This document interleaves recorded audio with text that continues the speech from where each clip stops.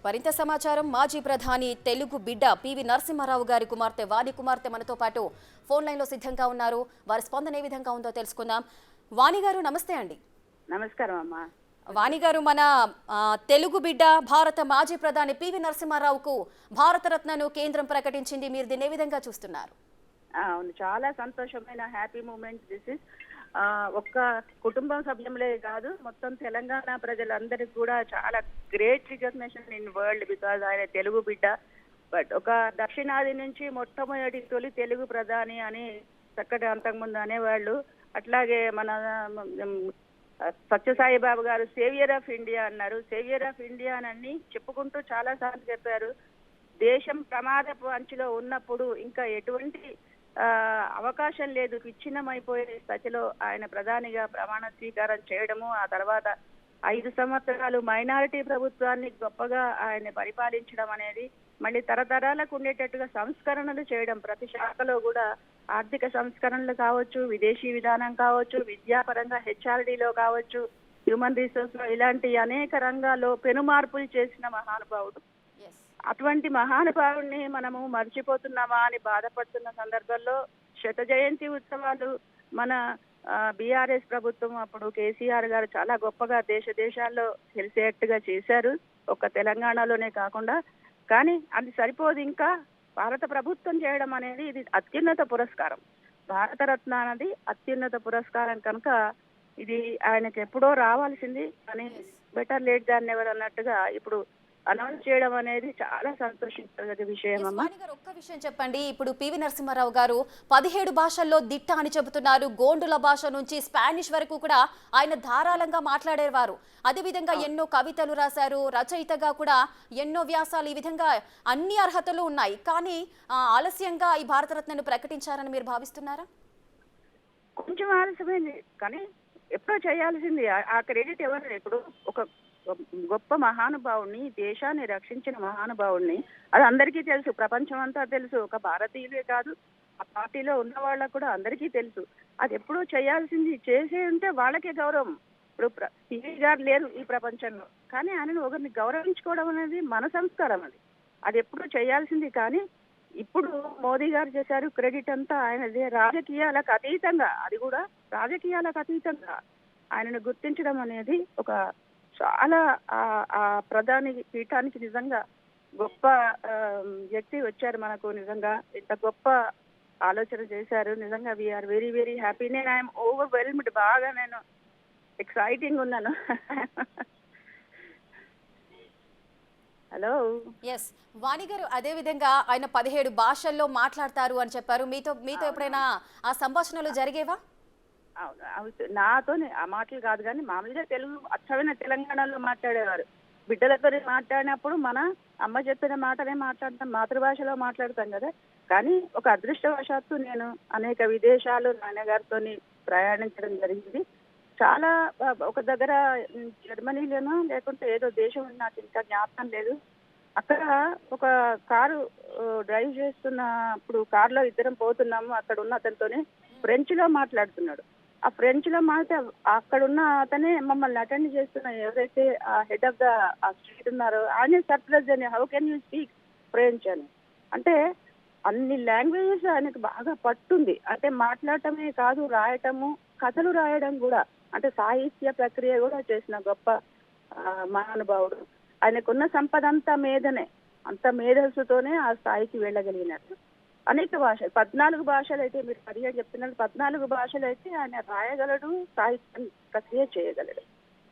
వాణి గారు, అదేవిధంగా ఇప్పుడు పివి నరసింహారావు గారు ఒక భారత మాజీ ప్రధాని. సో అప్పట్లో దేశం గడ్డు పరిస్థితుల్లో ఉన్నప్పుడే ఆయన బాధ్యతలు స్వీకరించారు. అప్పట్లో తన విధి విధానాల పట్ల, కర్తవ్యం పట్ల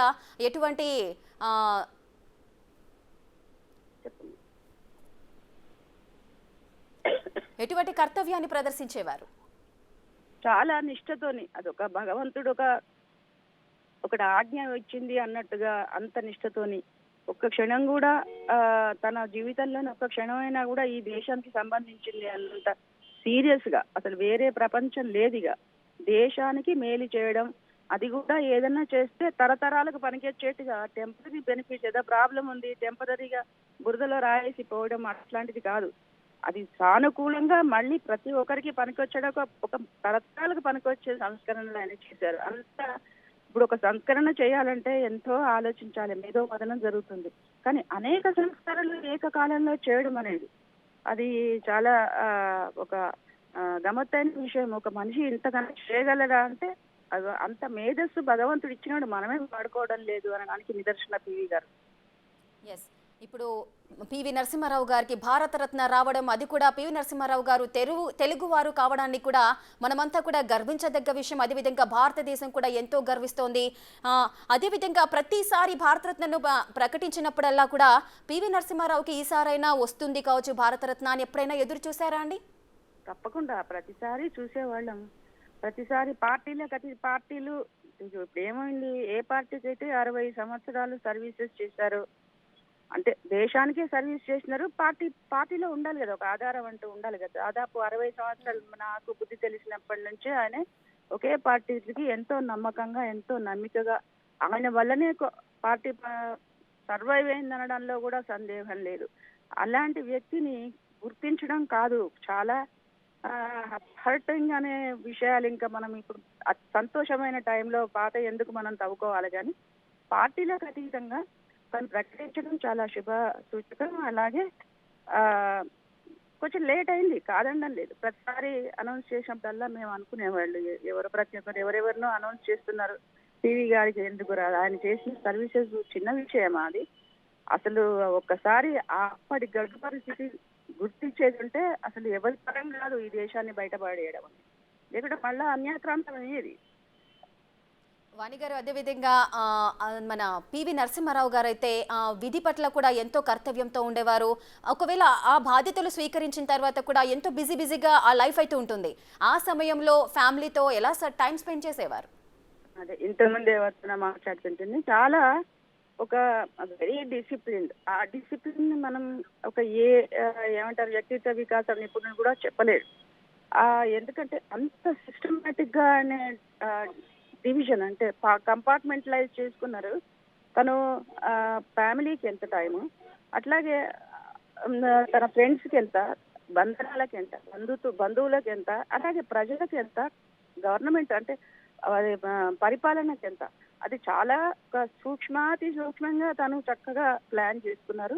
ఎవరికి నన్ను అటెండ్ చేయలేదు, లేకుంటే నాతోని మాట్లాడలేదు, లేకుంటే నన్ను గుర్తించలేదు, నోటీస్ చేయలేదు అని ఎవరు కంప్లైంటే లేదు ఆయన వల్ల, ఆయన నుంచి. సో ఇట్లా ఉండడం అనేది ఒక అద్భుతమైన విషయం, అసలు అద్భుతమైన వ్యక్తి ఆయన. సో ఎవరిని ఎక్కడా చిన్నబుచ్చలేదు, ఎవరు మాట్లాడుతున్నా వినేవారు. చిన్నపిల్లలు పెద్దవాళ్ళు ఎంతో ఓపిక. తను మాట్లాడటం కాదు, మన మాటలు మనము మాట్లాడుతున్నప్పుడు ఎంతో రిలీఫ్ పొందుతాం అటువంటి వ్యక్తితో మనం మాట్లాడుతుంటే. ఆ ఛాన్స్ ఇచ్చేవారు. ఇప్పుడు చాలా వరకు చెప్పింది ఆర్డర్ లాగానే ఉంటుంది రాజకీయ నాయకులు, కానీ ఆ కాలం వినేవారు. అది గొప్పతనం. అనేక విషయాలు మనం పివి గారి నుంచి నేర్చుకోవచ్చు. ఈ తరం స్పెషల్లీ. కాల్ వస్తుందన్న, ఇంకొక 2-3 కాల్స్ వస్తున్నాయి కంటిన్యూస్ గా. ఓకే, మళ్ళీ ఒకసారి తీరిగ్గా మాట్లాడుకుందాం. ఓకే, థ్యాంక్ యూ వాణిదేవి గారు, థ్యాంక్ యూ సో మచ్.